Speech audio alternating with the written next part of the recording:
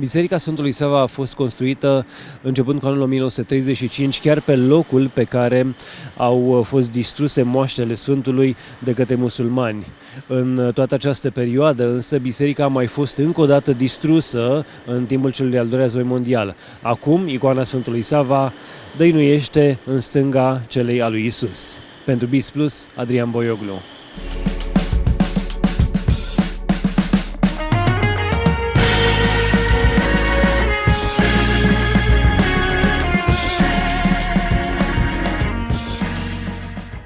Independent from the Byzantine Church.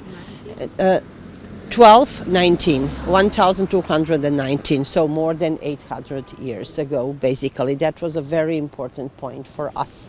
After his life, he was proclaimed to be the saint. And actually, why do we have the church of Saint Sava at the place where we have it? In the end of the 16th century, the Turks, as a revenge for one uprising without success, burned up the body parts which were of Saint Sava, and they were, of course, the relics for us. Then we gave, the promise that we will construct a huge church dedicated to Saint Sava. The construction of the first church started in 1935, but that big church has never been finished. It came to the Second World War, and the ruins of the never finished church just stood at the same place where we have the church of Saint Sava now. And this church, the construction started in 1935, and it was finished in the last year. And you will see the church, which is foreseen for 10,000 people, unique church, one of the biggest Orthodox churches in the world.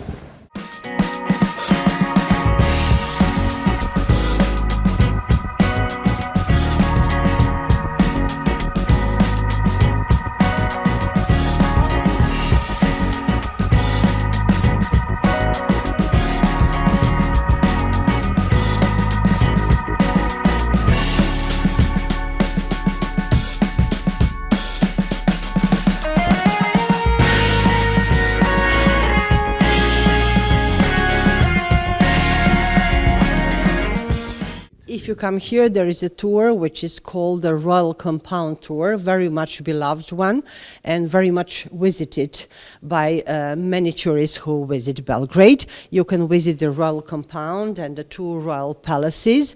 You can hear the stories about our dynasty Karađorđević. You can visit the beautiful rooms, see the precious paintings and the precious sculptures, see really unique spaces here. So it's a very, very special experience for every person who comes here. We are very proud of that part of our history. We are so proud that we can show it to everyone who comes here. And actually here you can see the private palace of King Alexander Karađorđević and Queen Maria Karađorđević, including also the very private spaces which were used by King and Queen and their closest friends. You can visit also the second palace, and you can see the royal chapel of Dynasty Karađorđević, which is equally beautiful and equally important. It has a very interesting history, and we are inside of a beautiful complex of two beautiful parks. So located in green, very special position, two beautiful palaces, and you can really enjoy this tour of the royal compound.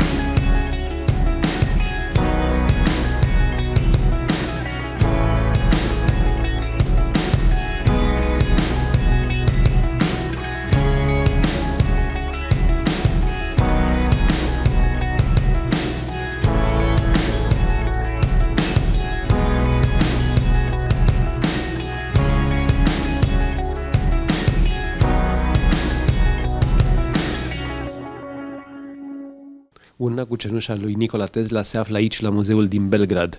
Acesta face ca Muzeul din Belgrad să fie singurul muzeu memorial cu adevărat. În muzeu puteți să găsiți și costumele lui Tesla, dar și o parte din invențiile sale. Pentru BizPlus, Adrian Boioglu.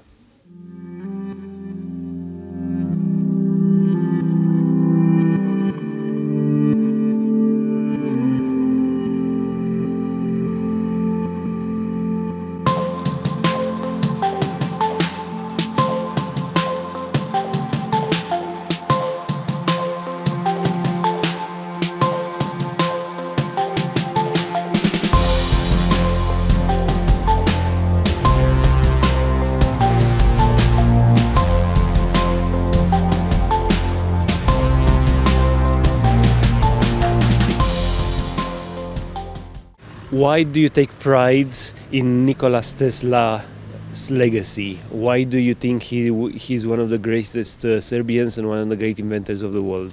Because you see, this is very easy. Behind me there is a museum of Nikola Tesla, which is Archive, which is a UNESCO list, and also it is the unique memorial museum of Tesla, because the urn with his ashes, according to his wish, is brought here to Belgrade. But very easily Tesla has been named the person who has given the light to all of our planet. Very simply, not to explain anything about his huge number of patents and inventions, he is the one to whom we can thank for the many things connected with the energy, with house appliances, with the light that we have every day. Why should we? That's enough to enlighten the planet. Okay, why should we visit this museum? Because it's mostly one of the most frequently visited museums. You can in Belgrade and in Serbia, you can get to know something about Tesla's life, about his unique mind, about his inventions, about his work, and also about his ideas for our planet. He was a big humanist also, not only one of the greatest minds ever and one of the biggest inventors. So Serbia is an excellent destination for the Romanian tourists. Please extend an invitation for the Romanian travelers that want to visit your country. Why should they come here? What makes it so special? Well, Serbia is a country that is offering very good tourism products for all, you know. So whatever preferences you have, we can offer it to you. In that sense, we are all year-round destination, and we saw in the previous years that travelers from Romania are mostly coming during winter time, especially to our mountain resorts, but we want to show them the rest of Serbia as well, Belgrade in the first place, because as a capital city, you know, the combination of old and new culture and history, but also beautiful nature, are those that are always attractive to international travelers who come to Serbia. Also, we would recommend Novi Sad as second largest city in Serbia. It's only 1 hour drive, and now with fast train, it's like 30 minutes from Belgrade. So we want to show you that side of Serbia as well, but also our historical heritage and also our beautiful nature. How do you promote your country outside of it, in Romania, for example? In Romania, we are present for many years now. Recently, we had event in Romania presenting Serbia as tourism destination. We also do extensive campaign in Romania through all channels of communication, from traditional media to online as well, because most of international travelers who come to Serbia decide to come through some of online channels of communication. So we are whole year present in Romania through this as well. We are thinking to go back to the tourism fair as well in Romania, because now with a pandemic behind us, we see that now there is space to go back to the fair as well. But this is also the way of promotion. We invite journalists from Romania to come to Serbia to show you on site what we have to offer. So hopefully after your visit in Serbia, you will be the good ambassadors of Serbian tourism in Romania.